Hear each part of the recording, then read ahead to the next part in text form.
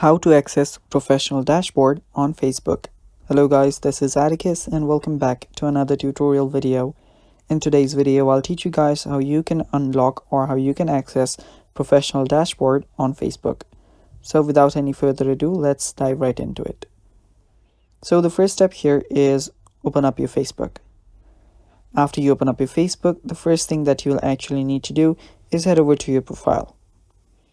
Now, to access this professional dashboard, what you'll actually need to do is change your account to professional account.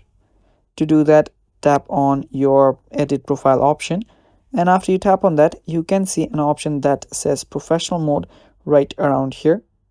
So you should find an option called professional mode. Now, I don't have it because I have already turned my account into a professional mode, and after you tap on that very option, you should be able to change your account to professional mode as well. After you do that, your account will have this professional dashboard which you can tap on to just view your insights, contents, and growth, and many more features. And that is how you can access professional dashboard, guys. Thanks for watching. That is basically all for today's video. Stay tuned for more, and bye bye. Take care.